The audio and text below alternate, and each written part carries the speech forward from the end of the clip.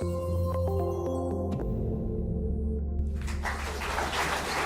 so thank you so much, and thanks for coming in for this session. And I really love to be able to share this topic with everyone, especially on how we can use AI to improve employees' productivity.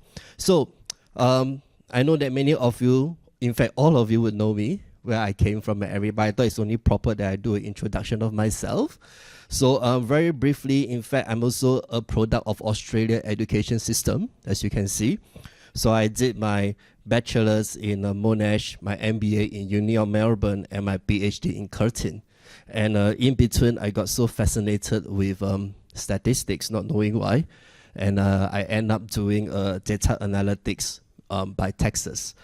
But however, I think I'm a little bit different from some of my colleagues and my friends here, is that I do not join teaching fraternity quite straight away.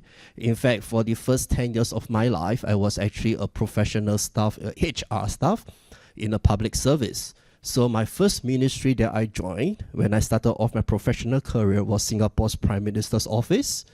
And in that department, people always ask me, did I get to see the Prime Minister? The answer is no. But I get to see the Deputy Prime Minister. And at the same time over there, it was an eye-opening experience. And thereafter, I moved on to different ministry as part of the career development. And I moved to National Heritage Board, National Council of Social Services.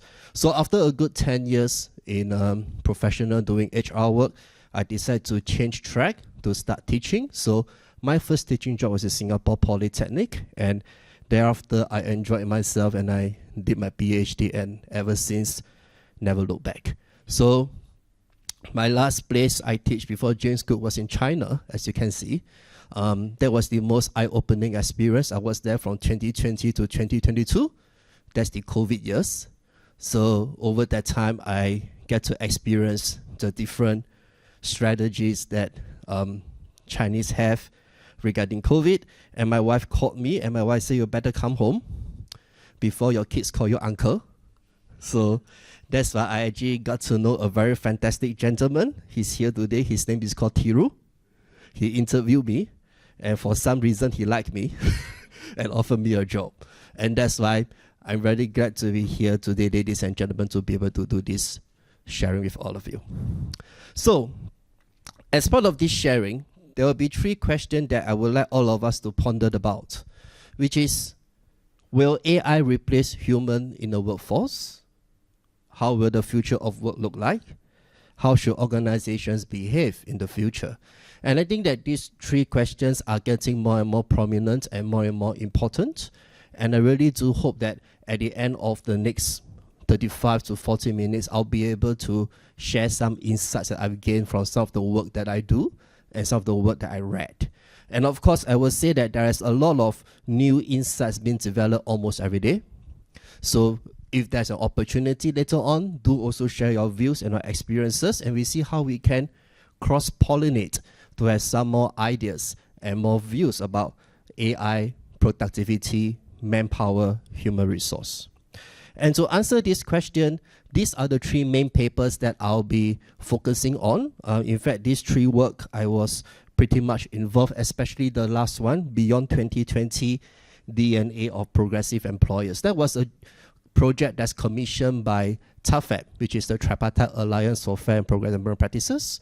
And in that project, we actually spent quite a bit of time interviewing CEOs, senior management from different organizations, SMEs to MNCs. We conduct FGDs. We also had more than 2,000 over responses in the survey. But unfortunately, due to data protection reason, we are not able to turn that result into a publication. But nonetheless, it is a very interesting project that I'm involved in.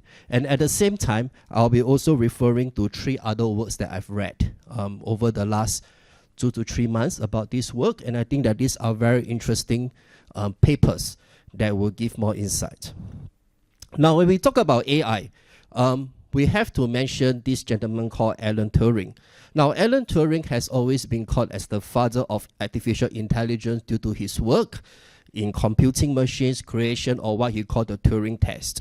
Now, it has come to define what AI is, and his story and his experiences has inspired us to advance AI today.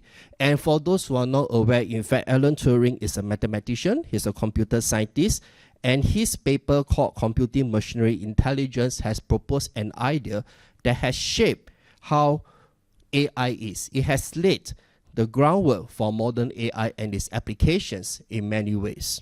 And in terms of human resource, AI has basically far-reaching effect, and human resources, we know basically all the different steps, hiring, training, performance management, and others. And AI has been basically coming in to help to streamline the processes. Say, for example, Hilton.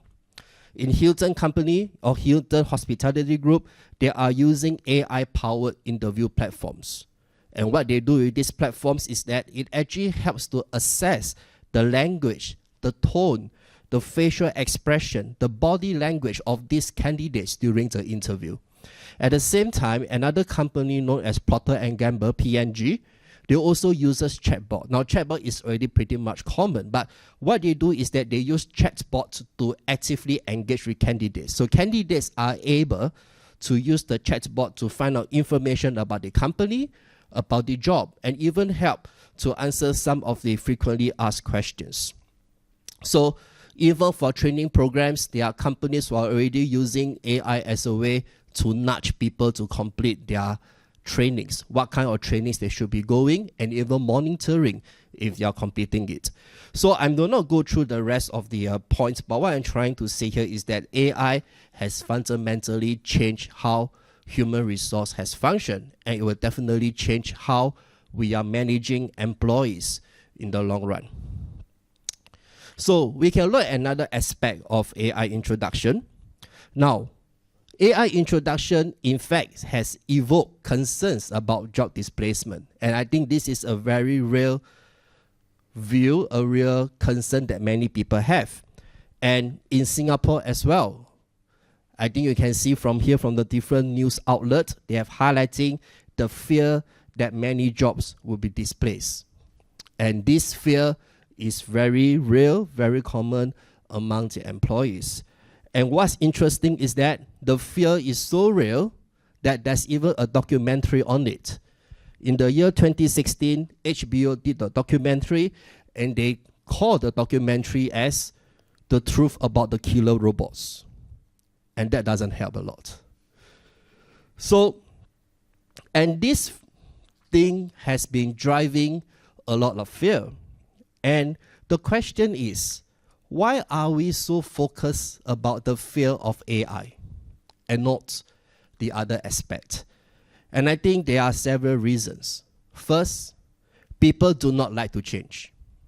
All right, a lot of times we are worried about changes. When changes come, the first thing we worry about is, does that affect me? Does that reduce my power? And because we establish a routine, the way we make decisions sometimes is based on heuristics. What are heuristics? Heuristics are basically ways or mental shortcuts on how we make decisions. Like, for example, the traffic light. There's a red, amber, and green. And whenever green, you go. The red, you stop. How about the amber? What do? Slow down. Yeah, no, I go faster.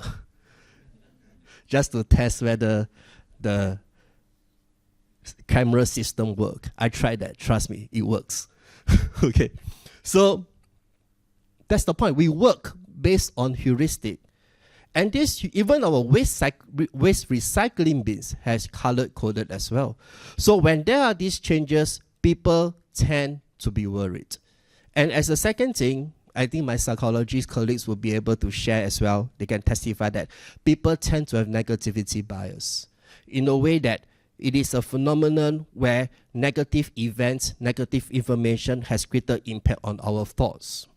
So recently, I always ask my children when they come back from school, I ask, how's your day in school today? I ask my 7-year-old boy. He says, bad. I say, why bad? Because the teacher scolded me.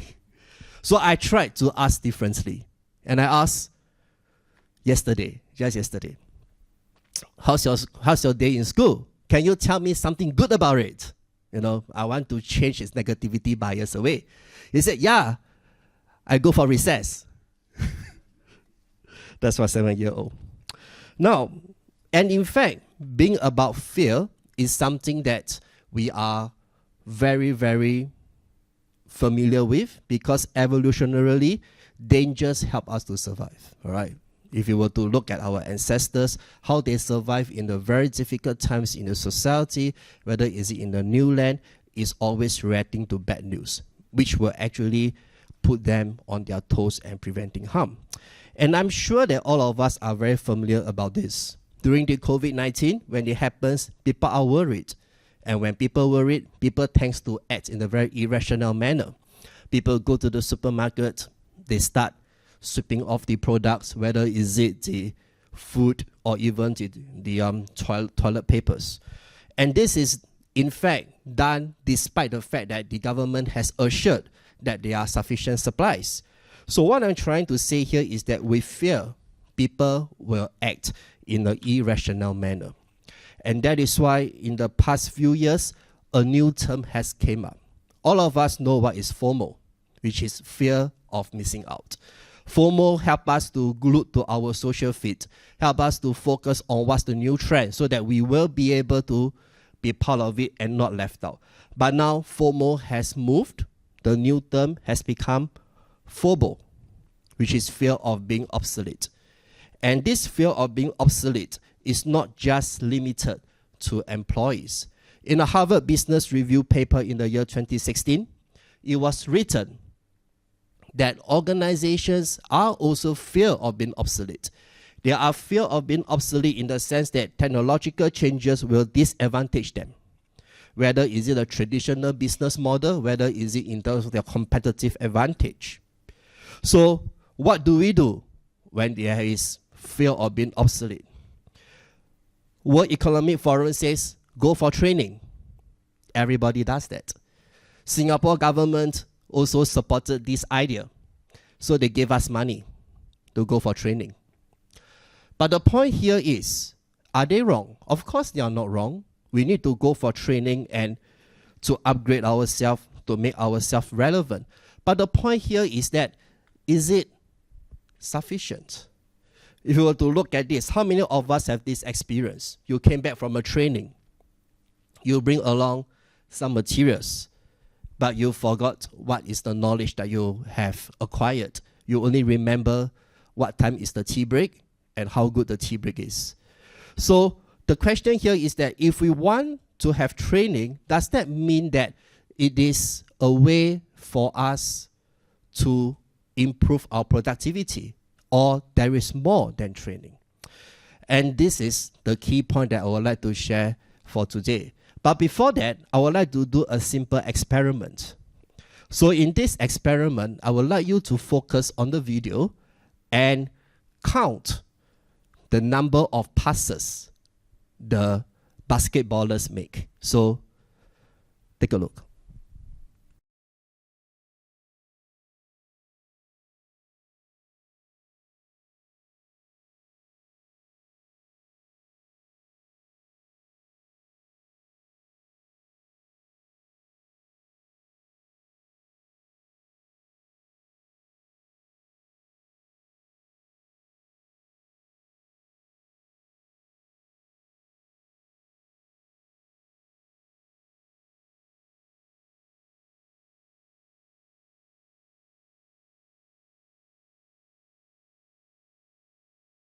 How many passes did you count? Okay, so how many do we have? This is where you engage. I was told I must engage the audience. So I have gift for you as well. Face masks. I'm not sure how relevant they are now. Okay.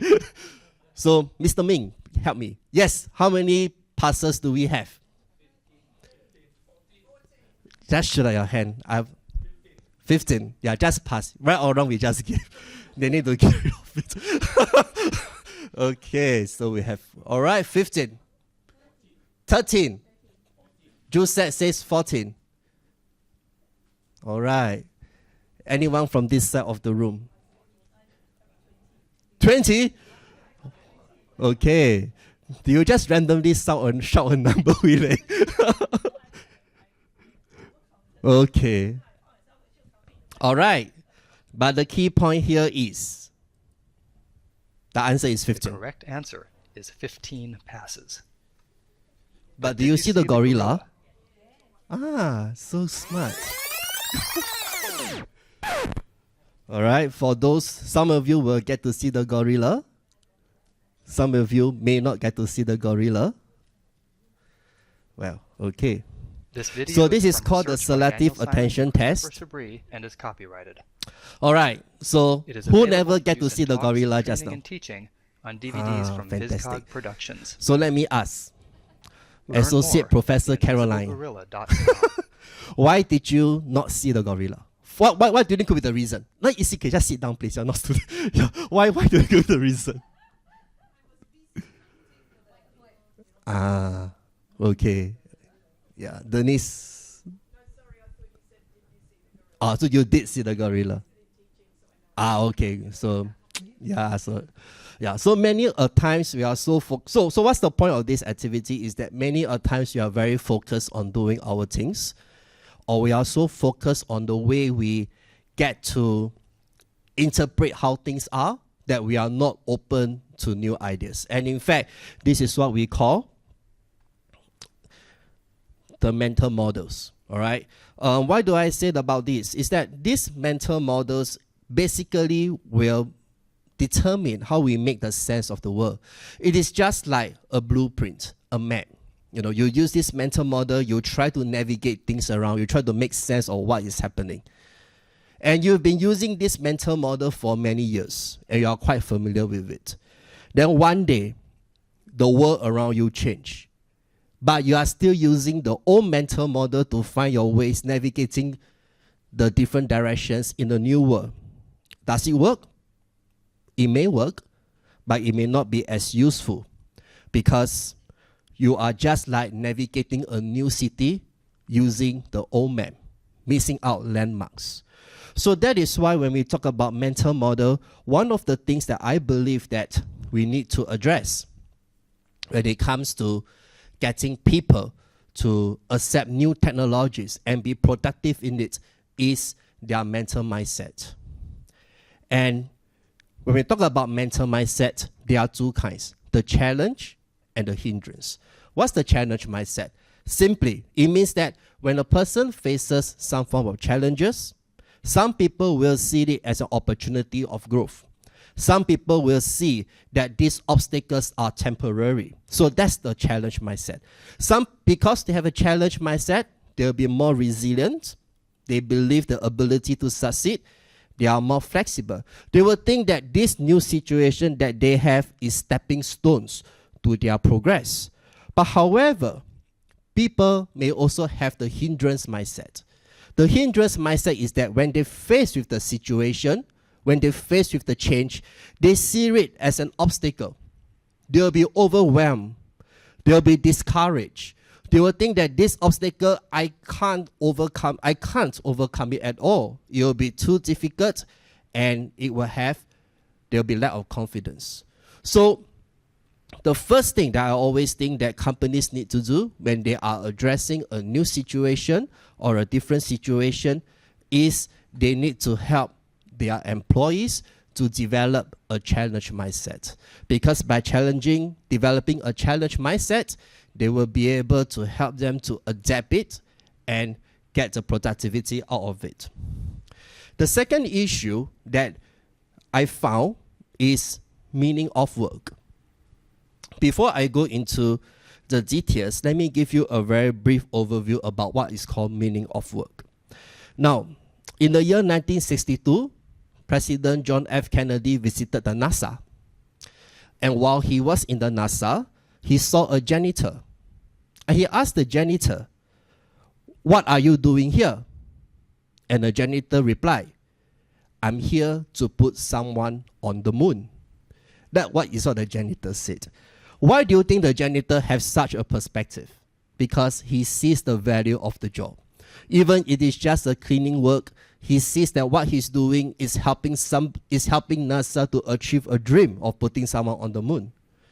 So that is what it means, and that is the meaning of work. In fact, the meaning of work is not something new. Even in Maslow's hierarchy of needs, meaning of work is already embedded in the apex of it, the self-actualization, where a person found an identity. But it was only in the later part where Martin Seligman, a professor from Uni of Pennsylvania, developed a model of positive psychology. And in that model, he clearly indicated that meaning is a key ingredient of achieving positivity. But of course, from his perspective, meaning is a larger aspect. Meaning for him means meaning in work and meaning in life. But however, the meaning of work is getting more and more common, especially in the post-COVID pandemic. People are starting to ask questions about the importance of their job. Is it worth the money? Does it bring value to me? Am I doing work that is serve a larger purpose? And in the spirit of artificial intelligence, this is even more important. Why? Because the whole idea of having AI is to help people to do more meaningful work, isn't it? It is where they will help to replace some of the repetitive jobs, some of the jobs that could be a little bit iterative, to replace it, so that the people itself is able to achieve more meaning in the job they do. And to experience meaningful work, one of my research over the last 20 years of literature is that there are 6 key aspects, as you can see here. And one of the most important aspects I would like to share is the third one, dynamic process of construction and deconstruction. In other words, meaningful work doesn't come instantaneously. It requires people to think. It requires people to focus on what they've done and what they achieve. So many organizations are doing things like, for example, sending emails. So Starbucks have did it. Starbucks, actually, one of the previous CEO sent an email to all the employees telling them what's the purpose of their job. And he says that their job is more than just profit. It's about exceeding the expectations of their customers. And he did that is because people doesn't realize the meaning of the job. And he, as the CEO, he has to remind people to do that. But the question is, what happens if a person already know the job is meaningful and he joins the job because it's already have a very special meaning for him or her? Say, for example, social workers. People join social work or even job that helps clients is not because of the money, but because of the fact that they are able to do something to help the community. So they already know the meaning of work. So for these people, does the constant reminder helps them? May or may not. So if you want to find out a little bit more, please remember to read my papers. Yeah, that's how and cite and quote. Yeah. So these are the 2 papers that I've written. One of it is on social worker, where I asked the question, is meaningful work the silver bullet? All right, apparently it's not. Social work joined the profession because of the fact that their work is meaningful. So telling them your work is meaningful when they already know it's meaningful serves no purpose. They need something else. What is that? Read my paper. The other one is about a curvilinear relationship, where in this paper I have, and this is the first paper ever it was being written. I can very sure of that. It's the first paper where I demonstrated that meaningful work is not a linear progression. All right, it is in fact a U-shape. It's a curvilinear progression. So that is basically the meaning of work. The third one is cycling. I'm sure all of us learn how to ride a bike. At first, it can be a little bit tricky. You may wobble, you may fall, but as you keep practicing, you get a hang of it. All right? And Just imagine that you are learning to ride a bike. It's like acquiring skills throughout our lives. Skills are like tools. They help us to do the work better. And you need to keep practicing. But here's the thing. Skills are not fixed or static. Skills are dynamic. They are dynamic. It means that they can be changed. They can be evolved. And you need to have practice and experience to get it better. In other words, when we're talking about dynamic nature of skills, it means that when you are learning, we have to be open to learn new skills to continue to upgrade ourselves. But it's not just that. In the 19th century, Hermann Ebbinghaus developed what they call a forgetting curve.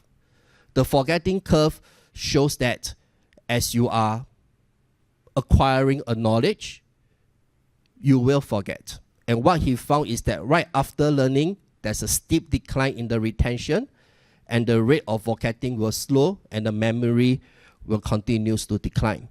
And this is why I say that it's not just about training. It is about making sure that you have the autonomy to make sure that whatever you learn are put into practice. So this is where, firstly, I'm suggesting that there should be unstructured learning. Structured learning is where you go to classroom and you gain the knowledge. But unstructured learning is where you'll be able to get more reinforcement in learning in your work environment. And learning doesn't always have to be learning from someone who's senior. In the corporate world where I work with, one of the very terms that we always use is called reverse mentoring, where you learn when you get mentored from the younger ones. The younger friends have something to offer as well. The next point is about autonomy. What is autonomy? Autonomy meaning you have the ability, people should be given the ability to make slight changes to their work environment. We call that job crafting. We call that job redesign. In other words, when you gain the knowledge, you are competent. You gain it. But to apply it in the workplace, it may need a little bit of the change to that. Are employees given that freedom? Are employees given that autonomy to do that? And by doing so, what I'm saying is that the memory retention will be there because there is constant reinforcement to help you to make sure that whatever you practice, whatever you learn, you'll be able to retain that. And the last issue that I want to talk about is called making human capital human. The word human capital comes with two connotations. You can focus either on the word human or you focus on the other word, capital. And one of the very interesting article that came out from today's newspaper is that why are there so much technical layoff amid the rise of AI? And this layoff largely are come from the technical sector. So of course they say that there is an obsession of over efficiency. There's an emergence of AI that makes them fail. That's why they may have redundant. They have to let people go. And in fact, when we talk about making human capital human, it's also a very urgent agenda due to the change in the generation. So we have new generation of employees. Many of our young friends are here. They have different expectations. They have different needs and wants from the organization. So that is why companies need to have different way of managing people. And from the earlier works that I've done, especially with TAFEM, what we found is that when we are managing people, are we forgetting on certain things? And these are the questions that we pose to many of the CEOs at our presentation of the report. First, are we forgetting about a person's need of autonomy, competency, and relatedness? Yes, we are telling people that change is a constant. We are telling people that change is unavoidable. But are we forgetting about the autonomy relatedness part? Are we forgetting that, hey, there is a basic psychological needs that people need to fulfill? Managing employees. Can we manage people differently? In a public service, they have a very interesting scheme they call the high potential scheme. So in the high potential scheme, what they do is that they identify people who has the potential to take leadership role, and they put that person into stretch assignment. And these stretch assignments often involve interministerial, often involve leading committees, often involve getting access to the senior leaders in the public service. But why are we doing that, or why are they doing that, is that when they are managing employees, we have to know that there is no one blanket way of managing everyone. Everybody has its own uniqueness, has its own strength, has its own value that they bring. And of course, everyone's potential is different. Some can go a little bit further, some can't go that far. Some can be in the specialist role, some can be a generalist role, some can be a leadership role. And with this difference in people, when we manage individuals, shouldn't we manage them differently? Performance review. I will skip the structure because we talk about that. Performance review. Right now, many companies are doing performance review at the year end. Some companies half yearly. Shouldn't that change as well? Shouldn't that be done on the project basis? When a person finishes a project, shouldn't the performance review is done based on that project? So these are some things that we highlighted in the report with TAFEP, that we think that organizations have to relook into how they make human capital human. And the last one is on exit interviews. We conduct exit interviews. Many companies does that. But why is it called exit interviews? Shouldn't it be interviews where we ask the candidate or we ask the staff if he's a good person? Some people we can't wait to get rid of, I know. But if a good person, shouldn't we ask, what can we do to make you come back? What can we do to invite you back again to join us? So exit interviews in a way would also need to be changed as well. So that is why, to bring the best out of people in the AI landscape, I believed there are 4 ways. First, the right mindset. Second, focusing on the meaning of work. Third, it is not just about what you did before the training, but also what happened after that. And fourth, making human capital human. And I know that over here there's a lot of academics and researchers like myself. So these are some of the interesting broad research directions that people may want to take. I call that interesting because I have not read enough to know that these are the gaps. But however, I think that these are some interesting areas for some of our friends here to consider. Say, for example, definitions of AI. The AI definitions is very inconsistent if you read through the literature.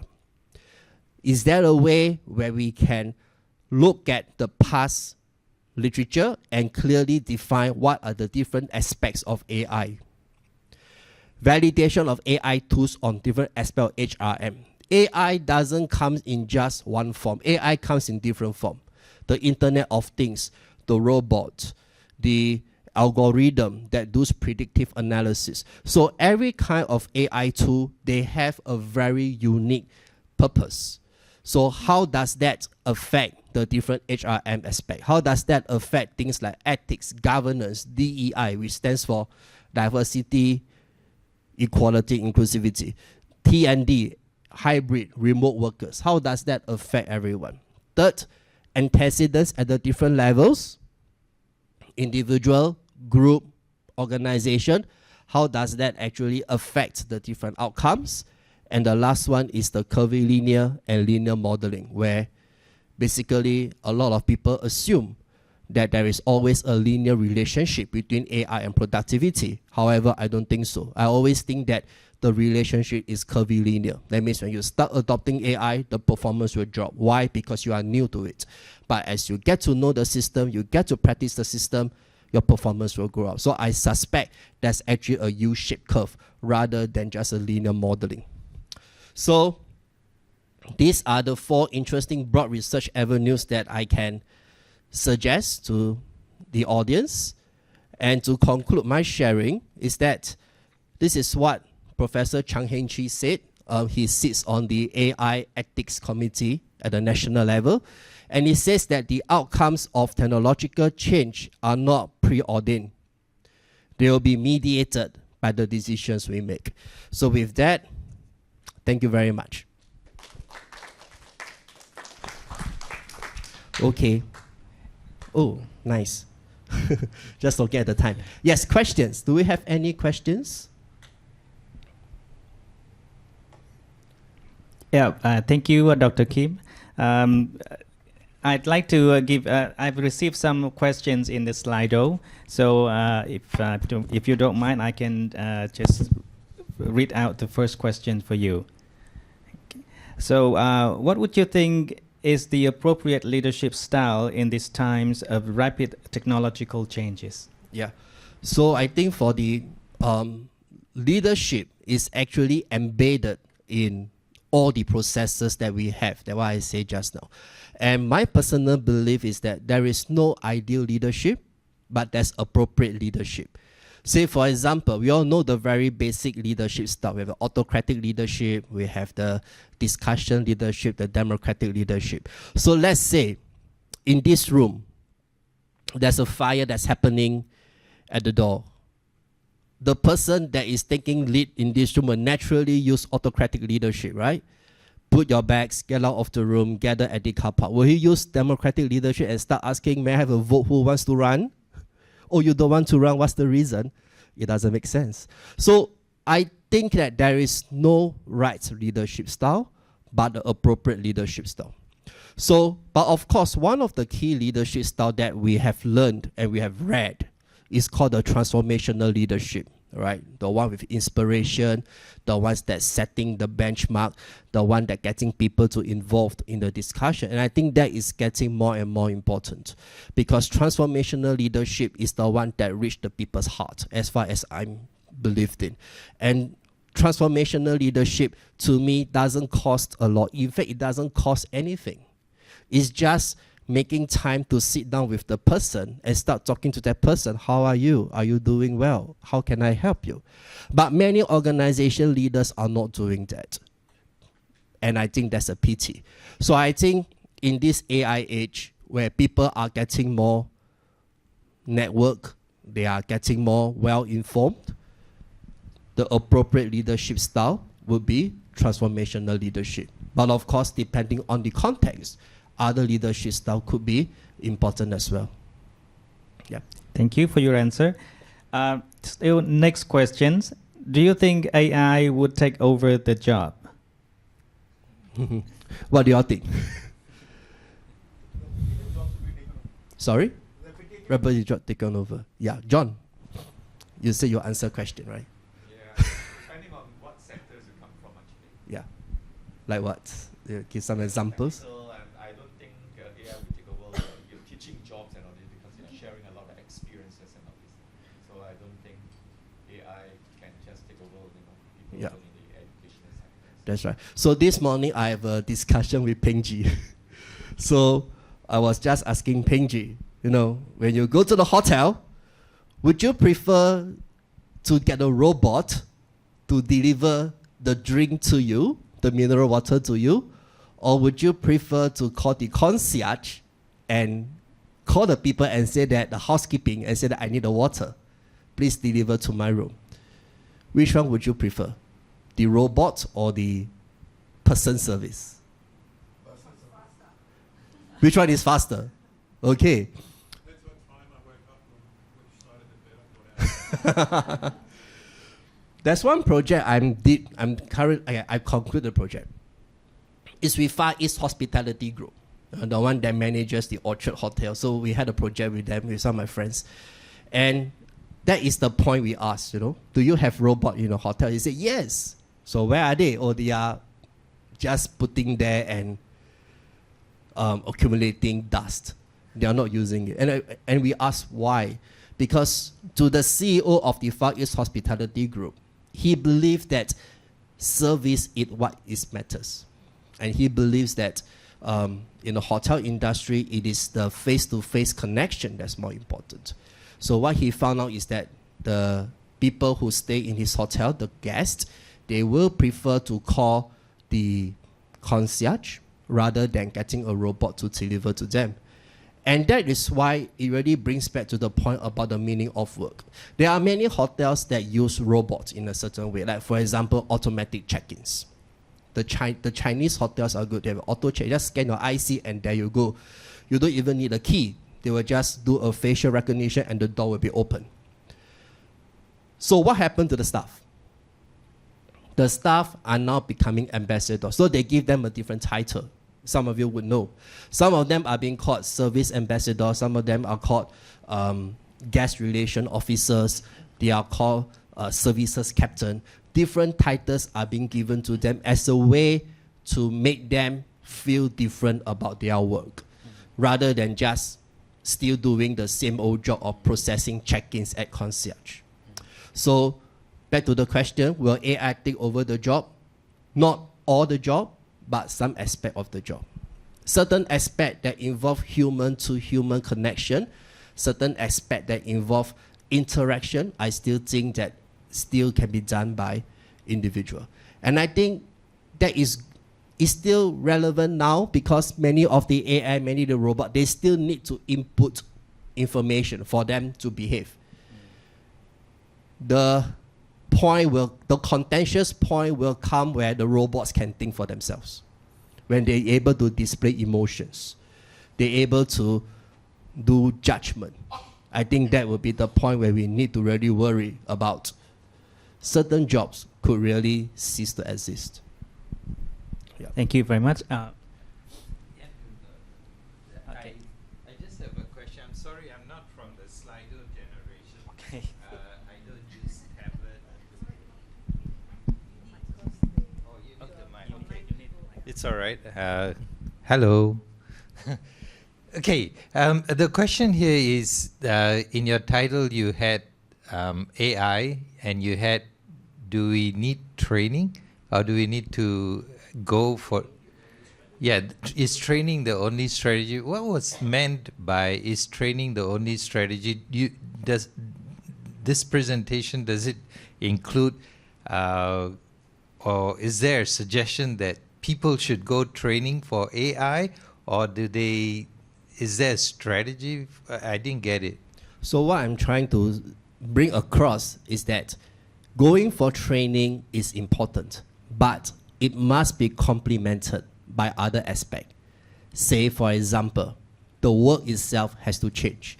No point asking someone to go for training in coding, but when he comes back to the company, he's still doing things the same old way. It will be just pointless. So if you send someone for training, when he comes back to the company, the work he's do has to change a little bit so to accommodate what he has learned. And that also brings me to the meaning of work. In other words, the work has to be more meaningful for the individual. If the person goes for training and he come back, or she come back, and when she do the work, it's still the same old work that she's doing before the training. So how do you get productivity out of it? You won't. So that's the second point. And the third point is about managing people. People have changed. Generations have changed. Expectations have changed. If you are going to manage people the same way of how you are managing in the past, you will not get any productivity for sure, because there will be a lot of dissatisfaction. People will be just doing work to do the bare minimum, to achieve the bare minimum. They will not do more. So is that what we want, especially in a competitively driven environment? So that is why, if I can go back, so that is why in my slide is that it is not just sending person for a training. It's important, but there is more than that. Just purely by sending a person to the training and hoping that that person will get something out of it, or the productivity out of it, it will be just, it won't happen. Yeah, I think it needs to have the right mindset, the work. After that, what he's supposed to be doing, the kind of reinforcement I talk about, and also how you manage that person. And I think that that is critical in that sense to bring out the productivity. Yeah, thank you, Dr. Thiru. Thank you for the answer. There's someone, yeah. Any questions? At the back, the lady.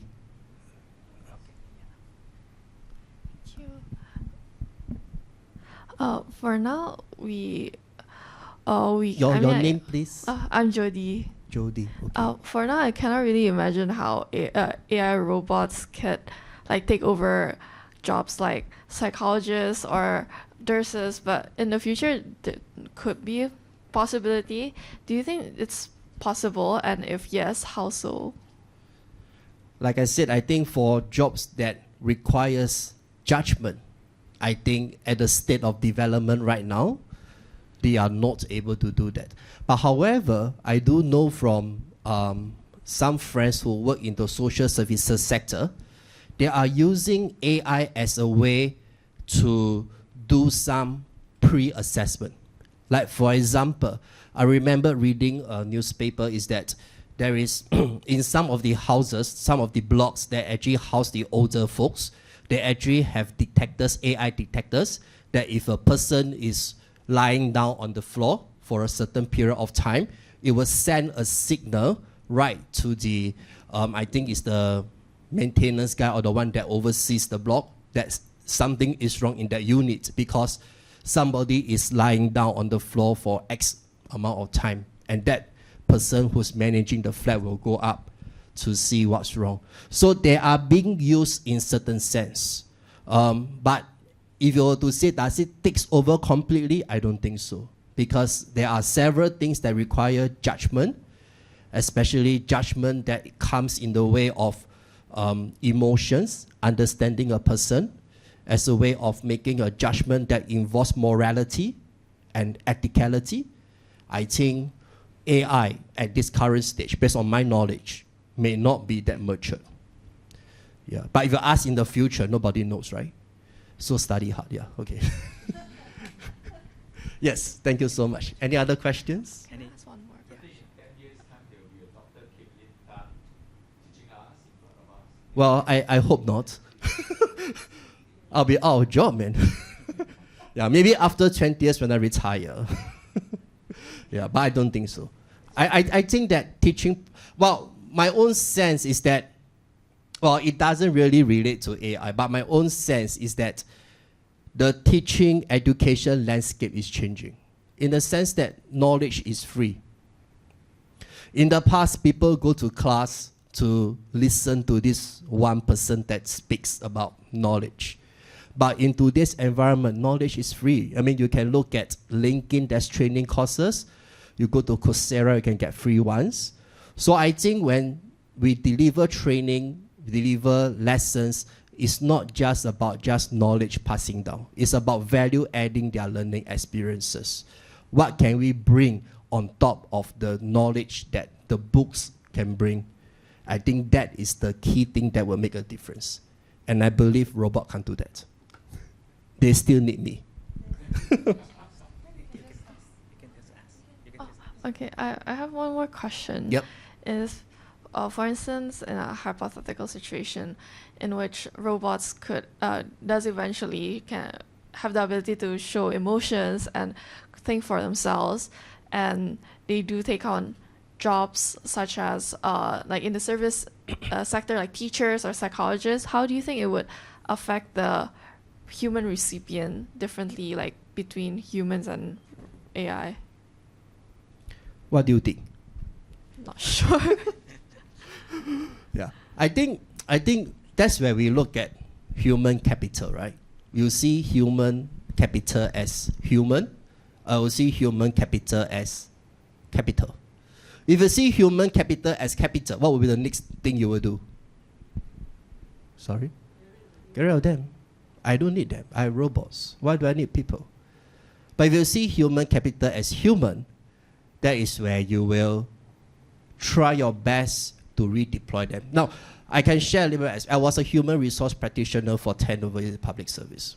And I always tell my staff, I lead a team. I always tell my staff that, hey, we try not to retrench people, because retrenching people is a very easy task. You just need to type a letter. It doesn't take 10 minutes, and the person is out. But when the person is out, you wouldn't know the background of that person. Maybe he's the only one who brings food back to the table. So I always tell my line managers, if you have redundant manpower, think what you can do with them.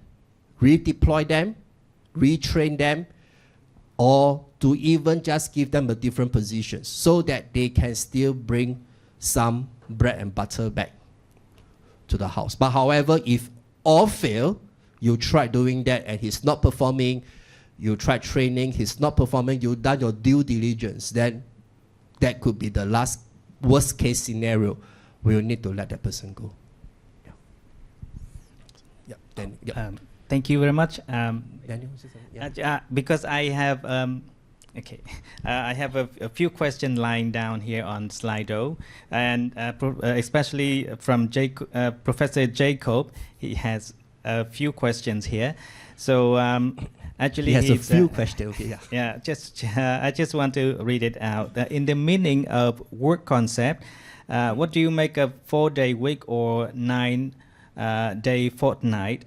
Do you think that has the kind of upside that people claim it has? What are your views on such policy? From an employee engagement perspective, what senior management do to effectively engage with staff? Okay, Yeah. so meaning of work doesn't really depend on how many days you spend in the office. The whole idea about meaningful work is that does the work resonates with what you are doing? Your value, the way you see how you are contributing. Does it achieve your higher order objectives? All right, let me just go back to that one. Yeah, so does it help you to come to the point where you realize that what you are doing is more than about yourself? You are helping your community, you are helping somebody else. So if you are having that kind of emotions, that kind of feelings, that kind of perspective that what I'm doing here is more than myself, is aligned with my value, is aligned with how I see what I want to do, that itself is a meaningful work. So it doesn't really matter how long you spend, but it's about the things that you are doing. That is the thing. But however, of course, as you can see, I didn't explain much. You see, there's a double-edged sword. What do I mean by that? In fact, studies have shown that people who pursue meaning of work tend to be underemployed. That means I can do a work of a manager, but because I want to do something meaningful, I end up doing a job that is less paid, less poorer conditions, but I enjoyed it. So studies did show that it is a double-edged sword. It has its downside as well. Thank you very much. I wish that we can have more time to answer all these questions, but the time doesn't allow us. So, one more question? Okay. Do we have room for one more? Okay. Go ahead. One last question. Yes. I guess it's not really a question, and I guess it's more of a comment about the perennial problem of who is placed in a position to actually make value judgments. So what is meaning? What makes a job meaningful? So as you're just saying there, the double-edged sword, I guess, is that I can judge a role or something to be meaningful, but whether that's actually recognized by people. So I can be told that AI is going to save my job, it's going to be really useful, but it doesn't do what I need it to do. And I think it's those issues of who is in the position to be able to judge these values and these emotions that are very real human feelings. Yeah, I think you made a very good point. Is that when we talk about the meaning of work, who decides the meaning? It's the job holder. So a person who thinks that what I'm doing now is meaningful, essentially he don't really, what people sees it doesn't really bother that person. There is a lot of research being done. Say, for example, a research was done in Australia where a person who sweeps the road, who cleans the road. So a study was done, is that do they feel their work meaningful? They say yes. I say, why? Because whenever they clean the road, they look back and they see how clean the road is, they feel good. So it doesn't really matter how other people is judging them. And it is the power of meaningful work. That means if you are able to get your employees to feel that the work they are doing is meaningful, they will be able to go all out to achieve it, even at the point of lesser remunerations or a poorer conditions. And this is quite true even because you are a social worker. Those who are in the social service or no ability of social service, social workers doesn't pay well. But they are willing to do that and they work long hours, very emotionally driven in a social work environment. But they are willing to do that. Why? It's because they find that what they are doing brings a different sense of fulfillment for them. Yeah. Thank you very much. So I thank you, Dr. Kim, for the insightful sessions here.